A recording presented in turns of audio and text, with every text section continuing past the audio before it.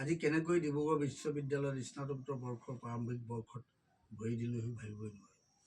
দুখ আৰু চিন্তাৰে ভৰা সময়ৰ আহ্বানক কোনেও নেওচিব নোৱাৰে। কাৰ জীৱনৰ সাঁচিপাত কোনে পঢ়িব, কাৰ জীৱনৰ মূল্য কোনে বুজিব। আমি এনে এখন প্ৰতিযোগিতামূলক সমাজত বাস কৰিছোঁ, য'ত নেকি নিজকে খাপ খুৱাই ৰাখিব পৰাটো মোৰ দৰে মানুহৰ বাবে প্ৰায় অসম্ভৱ বুলিয়েই ধৰিব পাৰি। আমি একেবাৰে দৰিদ্ৰ নহয় যদিও তথাপিও দৰিদ্ৰৰ দৰে সময়বোৰ পাৰ কৰিবলগীয়া হৈছে।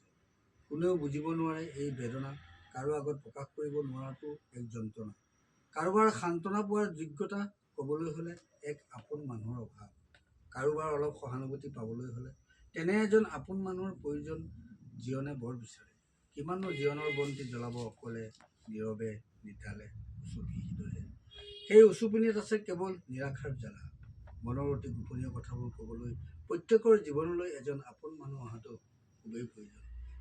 কিন্তু সেই আপোন মানুহজন হ'ব লাগে একেবাৰেই অন্তৰংগ, যাৰ উমেৰে ইয়াৰ বেদনা তপতাই ভাগ কৰি সিঁচি দিব পাৰি দূৰ দূৰান্তলৈ। আজি মোৰ 25টা বসন্ত বৰশী গ'ল জীৱনৰ গতি। ক'তা এই পৰ্যন্তলৈ এনে এজন ব্যক্তি পোৱাৰ সৌভাগ্য হোৱা নাই। সেয়েহে আজিও মই হৈ আছো এক জ্বলন্ত বেদনাৰ প্ৰতীক। যাযাবৰ হোৱা হ'লে ভালেই আছিল। এই পৃথিৱীত মই অকলশৰীয়া হোৱা হ'লেও ভালেই আছিল। এইটো প্ৰথম পৃষ্ঠাটো মই সুন্দৰ পঢ়ি দিলোঁ।